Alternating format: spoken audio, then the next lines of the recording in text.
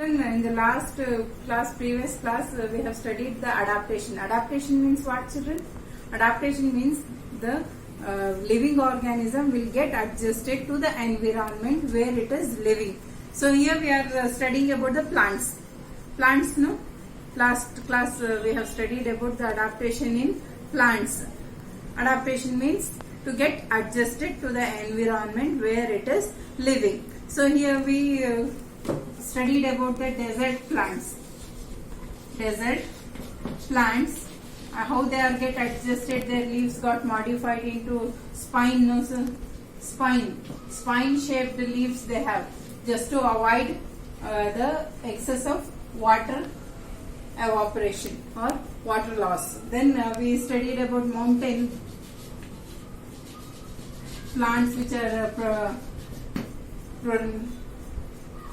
growing in mountain region. Then snow covered mountains, snow covered mountains, how there are tall spine like leaves they have, just to help with that spine like structure of the leaves, help them to snow to fall off easily. So like that we have studied about plains, plain region, plains with the rainfall. Rainfall will be in some plains, rainfall will be low, in some rainfall will be high. So these are the some topics we studied in the last class.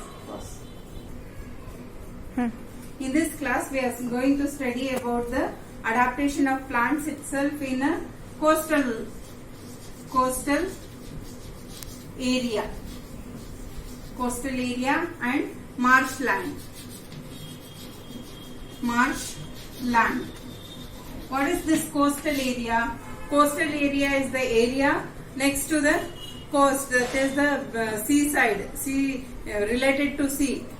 Sea is there, it's a very big one, and land connected to sea, the seashore, the land just connecting the sea is called as coastal area. We will study these what type of plants we can see, how they are like that, why they have modified and got adapted. We will study in detail. As I told you, children, we are going to study about the plants in coastal areas. Coast means, I told, the soil is sandy. Seashore is usually sandy, and they have weather. Water is salty. Soil there is sandy and the water is salty. Water is very salty. Plants growing here have to adapted or get adjusted to these kind of conditions. Example is that of coconut tree, and the trees are tall. I think you have seen coconut trees in surrounding areas, but most of the coastal areas having that kind of trees. Coconut tree is very tall. Entire leaf is cut into strips. This helps the wind to push in through it without tearing the leaves. In coastal areas where the sea is getting connected to the land, they will experience very harsh, very fast moving wind. So that fast moving wind may cut the leaf if it is full one piece. So the strips are there in one palm leaf or a coconut leaf, big one leaf is there, a strip like structure is there. That is a modification, that adaptation they have made to survive in the windy conditions. The roots are long and spread widely. The roots are long and spread widely of that tree. Why? These roots will absorb the water. See here, children, I have some photos. This is a palm tree. You can see seashore, sea and a sandy area, how it is long and the leaves are on the top of the tree, and how the structure of leaf small are there. If the wind rushes through these, the wind will get escaped without getting any damage to the tree.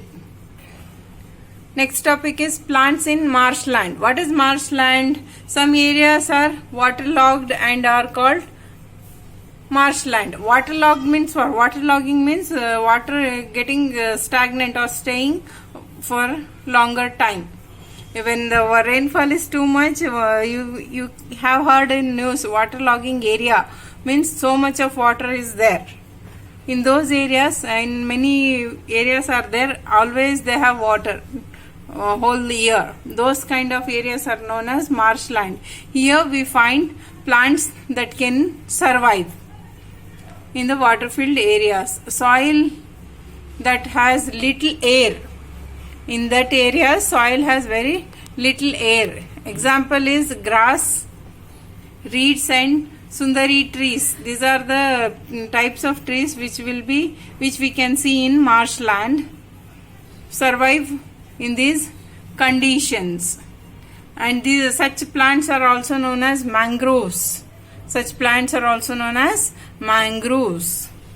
They have large air spaces in the stem to store air in the case of need. So excess air, there is a less air supply in this land, marshland. So the tree has made an adaptation. That is adapted. No, we are studying about the adaptation. In these areas, the tree has made some adaptation. What is that? The roots. The roots, they have large space to store air inside. Plants have roots that grow up and out of the water. Usually roots means what comes to your mind first, that grows inside the soil, below the soil, or that we can't see easily. We have to dig it and see. Here the roots are coming out of the surface of the water. Why they are coming? These roots take in air and carry it to the stem, roots and leaves. They are called breathing roots. What type of roots? These marshland trees are having breathing roots. Roots that grows upwards and they will catch the air, and that air is getting transmitted to or getting supplied to stem, root and leaves. So this is the adaptation, children, in marshland trees. Those trees are called what? Mangroves. See here, mangroves are there, roots coming out, and a waterlogged area, always water staying here. See, you can make out in this. Water will be like this only. Always, whole year the water will be flowing in a large quantity. Next adaptation what we are going to study is about insectivorous plants. Insectivorous. Can you make out, children? Insective means insects. Vorous means eating. Insect eating plants. Some plants are there that eat insects. Till now we studied that insects eat plants and get damage our plants. But here the plants are eating insect as their food. And that eats and digests the entire insect, and those insects will serve as their food. For example, Venus flytrap. This picture what I am showing you is a Venus flytrap. Here this leaves are very attractive, colorful. When the insect comes, and these leaves will close its side and close, and that will trap the insect and will digest later on. Another one is picture plant. This is also a type of insectivorous plant, picture plant, and these two are adapted to eat insects. What is the adaptation here, children? We are studying about the adaptations. So here the adaptation is these insectivorous plants are get adjusted or adapted to eat and digest the insect as their food. I have one small video clipping. I will show you how these plants eat insects. See, children, this is a Venus flytrap what we saw, and this picture is there in your book also. You watch the video how the fly is coming See, the insect is coming, no? This is getting inside. See how it is closing? How the leaf is getting closed? It's insect coming in between two leaves and it is closing, and it has some digestive juices that kills the insect and take all the nutrients from that insect, and the plant will grow. See how it is closing? Got closed.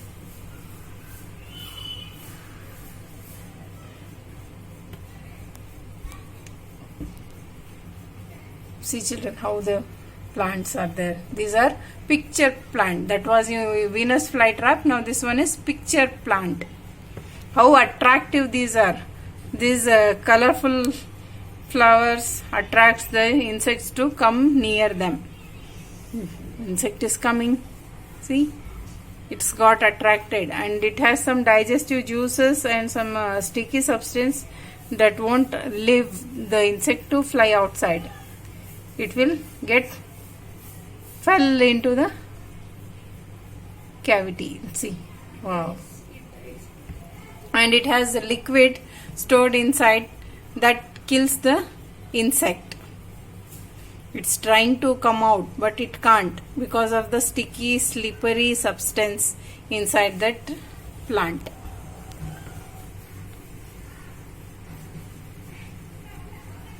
See, these are the insects that have got inside and got killed and staying there only.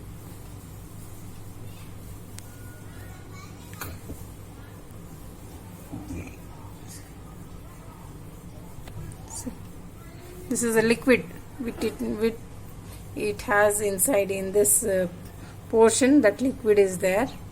See, one rat is also coming.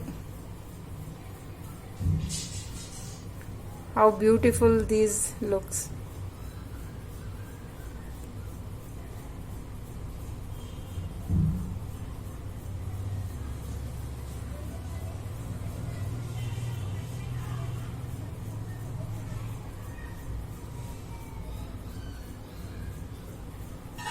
It will get slipped into the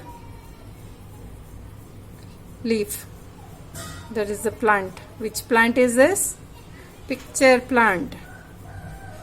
It has a liquid inside that kills the animals, small animals or insects. Not only insects, some small animals also like rat and all will get trapped here. Go. Children, till now we have studied about the plants which are growing in desert region, mountain region, coastal area, and some plants that eat insects also. So all those plants are growing on land. What they are growing on land. The plants which grow on land, we divided it. You may have remember that we have divided this as terrestrial plants. Another type is there. Aquatic is what? Aqua means water. Some plants which grow in the water, inside the water, on the water, they will stay one side, or some they will float on the water. So let us study about the topic of aquatic plants. What are the modification or what are the changes these plants have made to grow in water filled areas? Mangroves are different. In mangroves, the water level, if this is a plant, see, these are roots, the water will be flowing in this way. When the flood comes, everywhere water will fill. No, that type of condition is there in mangroves or marshland. But here it's in different, full of water. You may have seen in your homes, that is money plant. Where the money plant will grow, if you take a bottle, you pour some water and dip that root, it will start growing in that water only. So that money plant has got adapted to live in water.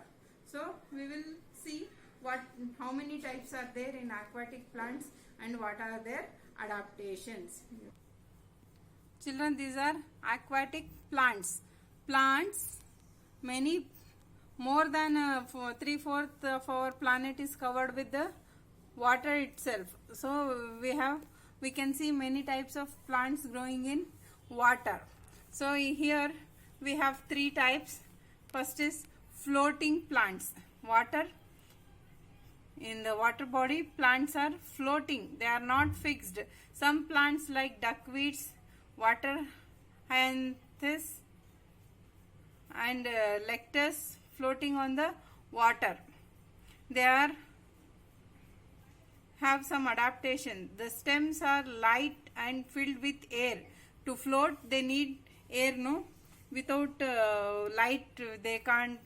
Their body should be light, then only it will float. If it is heavy, it will get sinked in. Or stems and leaves are filled with air that helps them to float on the surface of the water. The leaves are filled with air. Stem is also filled with air, leaves are filled with air. The stomata are on the upper side of the leaves. This is the adaptation, children. The stomata, we studied that stomata are present on the beneath, lower side of the leaf. See here, this is upper side and here it is lower side. So in regular terrestrial plants, the stomata will be in lower side, but in the water aquatic plants, that is floating, the stomata will be on the upper side. This is the adaptation. Long roots that hang free in the water take in nutrients and help the plant to stay upright. Roots are there, long roots, and they are floating. Roots long and floating, and they absorb the nutrients from the water itself and helps the plant to float and grow. This is floating aquatic plant. Adaptations here. What are the adaptations? The stem and the leaves are filled with air, and the stomata present on the which side of the leaves? Upper side of the leaves, stomata will be there. Fixed plants. Some plants are fixed in the surface of the water or in the deep in the area of that water body. They are fixed, they are not moving. Most of the plant is above water. Most part of the plant is above water, but the roots got deep inside and fixed. Example are water lily, then lotus, all those are fixed plants. The plants have long thin stem that are flexible. So water is moving, flowing, no. If the stem is hard, it will get break and the plant will die. So this adaptation is stem is flexible and hollow to withstand the force of water. The leaves are broad, flat, have a waxy coating so that the water doesn't stay on them. So the leaves have modification here. They are flat and waxy coating. The water shouldn't stand for a longer duration. If the waxy coating is there, water slips off. The stomata are present on the upper side of the leaves. This is the modification of aquatic plants. So where the stomata will be there on the upper side of the leaves. See children, water lily, lotus. See, flat leaves are there. See, flat leaves, and the stem will be very flexible, hollow. Roots are see, this is lotus and water lily.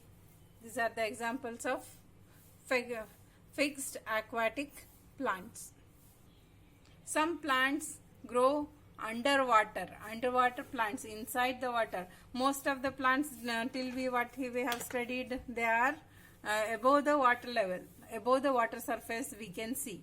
Either it's floating or it is fixed one. Maximum part will be above the water. But here whole plant is inside the water only, like hydrilla, tape grass and turtle grass grow fully under the water. They are known as underwater or submerged plants. They are underwater or submerged plants. Their adaptations are like this. Underwater plants have flexible stem.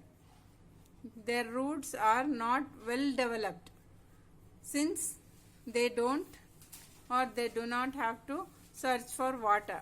So roots will grow inside to search the water. But here the whole plant is inside the water, so the roots are not much developed. The leaves are thin, narrow and pointed.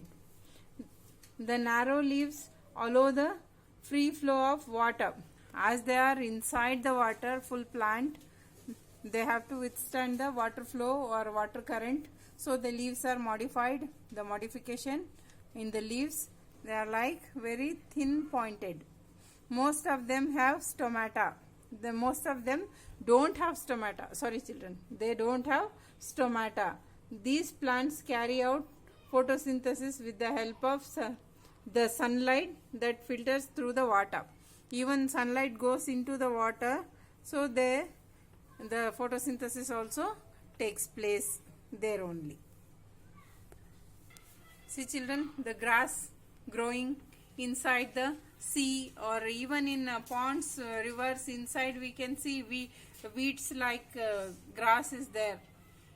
These it's nothing is coming out of the water, it's fully inside.